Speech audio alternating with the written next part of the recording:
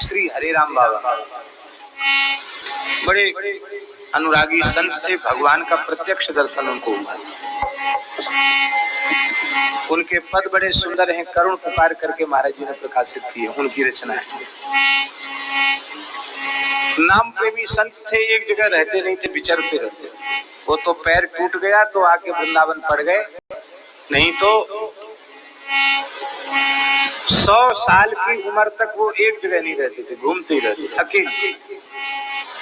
अब पूर्ण स्वस्थ 104 वर्ष की आयु में भगवत धाम गए।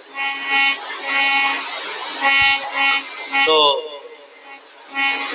झांसी क्षेत्र में एक गांव में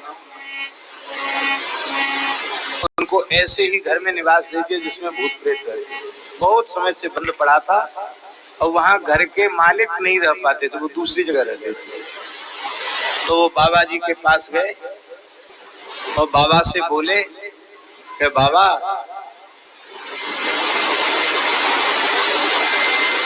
ठंड का समय आ रहा है, आप गांव के बाहर झोपड़ा में रहते हो, वृद्ध शरीर है, आपको तकलीफ होगी, हमारा मकान खाली पड़ा है, उसमें आ जाओ। बाबा को पता नहीं था इसमें भूत रहते हैं, तो थोड़ी बहुत सफाई मकान की करा दी। बाबा बोले और तो कोई नहीं रहता? बोले महाराज और कोई नहीं रहता, आपको अकेले रहना। बोले बाबा रह गए। तो महाराज जिस दिन उन्होंने रहना शुरू किया, रात को भूत प्रेतों ने नाचना आरंभ किया। बाबा बोले रे तो भूत प्रेत रहते हैं। तो उसमें एक भूतनी आई बाबा के पास, उसी गांव की थी वो महिला, कुआं में गिर के मरी थी, प्रेत बनी। वो आई बाबा के पास, बाबा पहचान गए, अरे तू तो अमुक है। बोले हाँ। तू कुआं में गिर के मर गई थी? बोले हाँ। भूत बनी हो? अच्छा। और कितने? बोले महाराज एक तो नहीं है, 20 हैं यहाँ भूत। इस घर में हम ही लोग रहते हैं, तो मेरे पास क्यों आई है? बोले बाबा बहुत दुखी, बहुत दुखी, इस योनि में बहुत दुखी, तकलीफ आ रही, कैसे हमारा उद्धार करो? बाबा बोले जा भी शांति से भजन करने दे, विचार करूंगा। तो चली गई। अब कभी कभी वो सब दृश्य दिखाई पड़े, फिर वो कहे बाबा आपने विचार किया? तो एक दिन बाबा झल्ला गया। बोले सूखी रोटी ठाकुर जी को भोग लगा रहे हैं, मेरे पास घी तक है नहीं, बिना घी के उद्धार कैसे होगा? घी का प्रबंध हंसी में कहा उन्होंने, बिना घी के उद्धार कैसे होगा? तो गांव का सरपंच था, उसकी बहू पर जाकर वो लग गई भूतनी।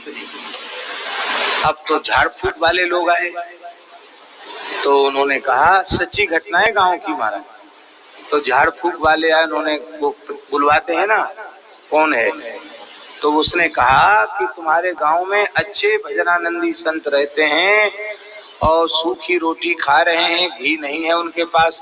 लोग सीधा भेजते थे बाबा के पास, तो आलू और आटा और दाल चावल ये भेजते थे, घी नहीं भेजते थे। तो बाबा मांगते नहीं थे कि कुछ भेजो। बाबा ने सहज के दिया, सूखी रोटी खा रहे हैं ठाकुर जी, यहाँ बिना घी के उद्धार कैसे होगा?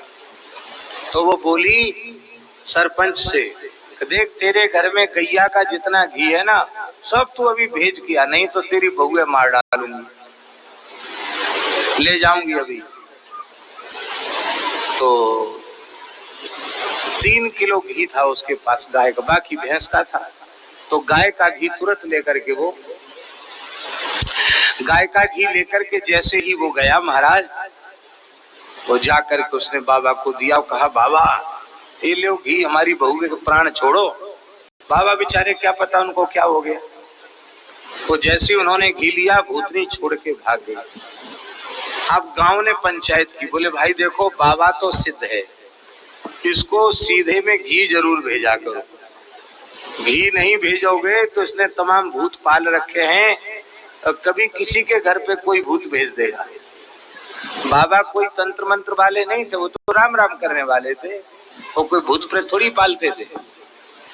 इसके बाद फिर बाबा ने कहा भाई अब तो तुम लोगों का उद्धार करना पड़ेगा। तो उन भूतों से ही पूछा कि तुम्हारा उद्धार कैसे होगा?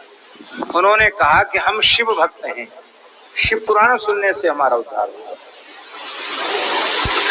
फिर महाराज जी को बाबा ने चिट्ठी लिखी, हमारे पूज्य महाराज जी शिव पुराण सुनाने आए, हम भी साथ में गए थे उस कथा में, और शिव पुराण का वाचन हुआ और सभी भूतों का उद्धार हुआ। वो भवन भूत बाधा से मुक्त हुआ। तो ये घटना है। ये बात हम इसलिए सुना रहे हैं कि तो हमारे सामने की बात है, तो विश्वास करना।